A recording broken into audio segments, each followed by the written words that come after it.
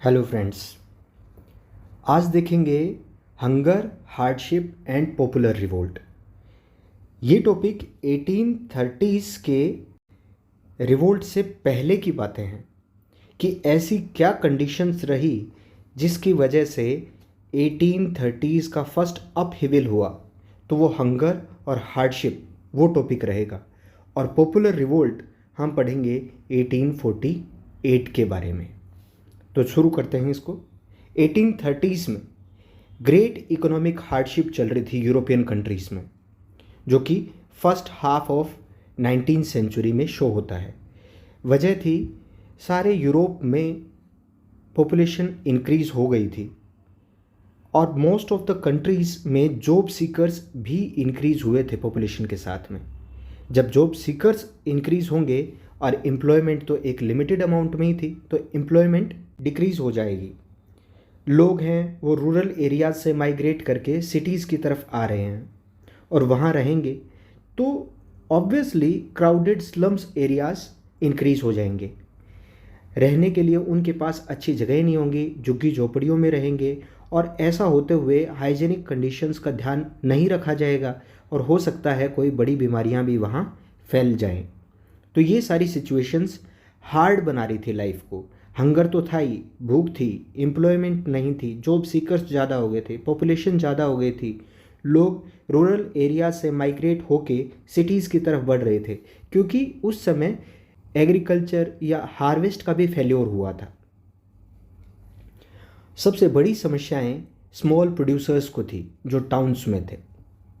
उन्हें बहुत stiff competition देखना पड़ रहा था बिकॉज ऑफ इंग्लैंड में 1750s में इंडस्ट्रियल रेवोल्यूशन आया था, जिसकी वजह से वहाँ के machine made goods cheaper rate पे मिल रहे थे बाज़ार में, क्योंकि उनकी इंडस्ट्रीज़ एडवांस थी और वो per unit cost mass production करने की वजह से कम दामों पर मार्केट में दे पाते थे। स्पेशली जब हम बात करें टेक्सटाइल प्रोडक्शन की, कपड़े उद्योग की, क्योंकि मेनली जो भी छोटे छोटे कामगार या फिर छोटे स्मॉल प्रोड्यूसर्स थे, वो अपना काम होम्स या स्मॉल वर्कशॉप्स में किया करते थे, और उनके पास पार्टली मैकेनाइज्ड ही इंडस्ट्रीज़, सो कॉल्ड छोटे काम को करने के लिए छोटी इंडस्ट्रीज़ उन्होंने अपने घर में ही, बैकयार्ड में ही लगा रखी थी।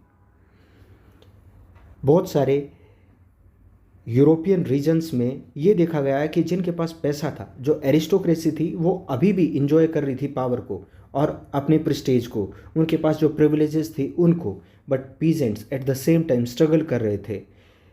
क्या बर्डन था उनको? एक फ्यूडल ड्यूज़ का, और उनके ऊपर कुछ पाबंदियां लगी हुई थी। फूड क्राइसिस इंक्रीज़ हो रहे थे, जॉब सीकर्स इंक्रीज़ हो रहे थे, अनएम्प्लॉयमेंट भी इंक्रीज़ हो रही थी, और बैड हार्वेस्ट जो अभी मैंने आपको बताया उसकी वजह से ये सारा काम खराब था, और इसी वजह से वाइड स्प्रेड पॉपुलिज्म हुआ, पॉवर्टी आ गई टाउन्स में और कंट्री में। तो ये वो कारण थे जो 1830s के रिवोल्ट के वजह बने। पर आप देखेंगे वो वजह हम पढ़ चुके हैं 1830s का फर्स्ट अपहीवल। तो अब हंगर और हार्डशिप टॉपिक यहीं फिनिश होता है। नेक्स्ट देखते हैं 1848 का पॉपुलर रिवोल्ट। यहाँ पर 1830s से ही समस्या वैसी ही बनी हुई थी, चीज़ें चेंज हुई थी। जैसे लुइस फिलिप को एज ए कॉन्स्टिट्यूशनल मोनार्क बना दिया गया था, बट फिर भी समय के साथ जो पावर्स थी वो उसने फिर से अपने हाथ में ज़्यादा ले ली थी, और कंडीशन पहले वाली ही हो गई थी। 1848 में फिर से फूड शॉर्टेज देखी गई और वाइड स्प्रेड अनएम्प्लॉयमेंट हो गया।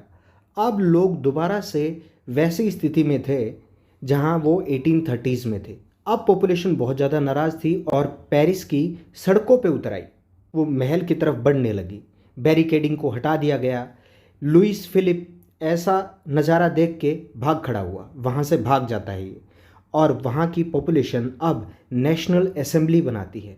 और याद रखिए 1848 में पहली बार फ्रांस में रिपब्लिक प्रोक्लेम किया जाता है।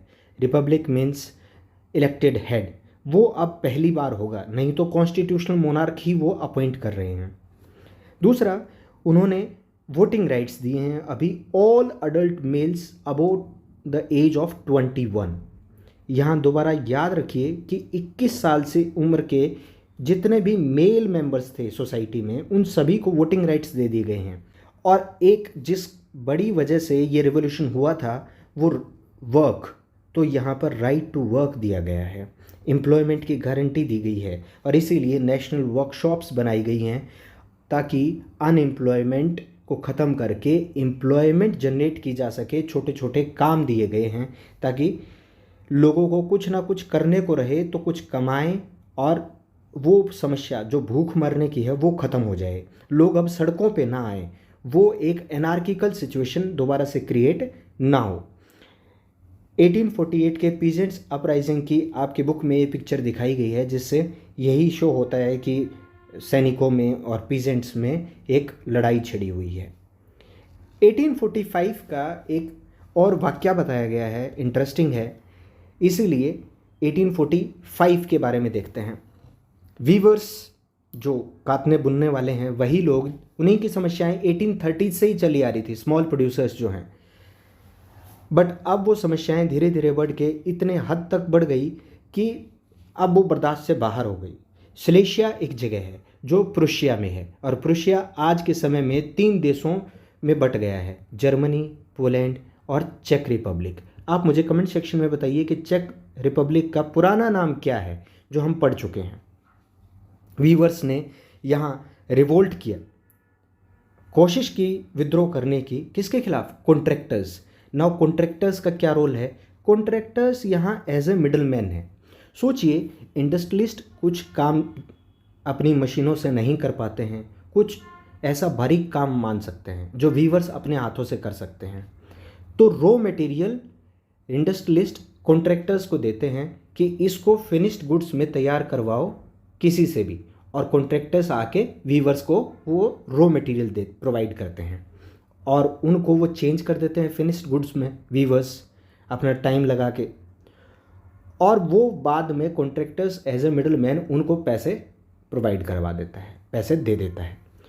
तो रॉ मटेरियल प्रोवाइड करवा रहा है कॉन्ट्रैक्टर, और ये लोग वीवर्स जो है वो ऑर्डर मिलने पे finished textile goods hand over कर देते हैं। बट जब ये पता चल गया कि समस्या ये है कि एम्प्लॉयमेंट नहीं है लोगों के पास, पॉपुलेशन इंक्रीज़ हो रही है, तो कॉन्ट्रैक्टर्स ने इस बात का फ़ायदा उठाया और पेमेंट्स या उनके पैसे, दाम बिल्कुल ड्रास्टिकली रिड्यूस कर दिए। कहा कि अब ये क्या ही कर सकते हैं, ये तो हमारे ऊपर टोटली डिपेंडेंट है, तो जितने पैसे में इनसे काम करवाना चाहेंगे इनको करना है, मजबूरी हो गई है इनकी।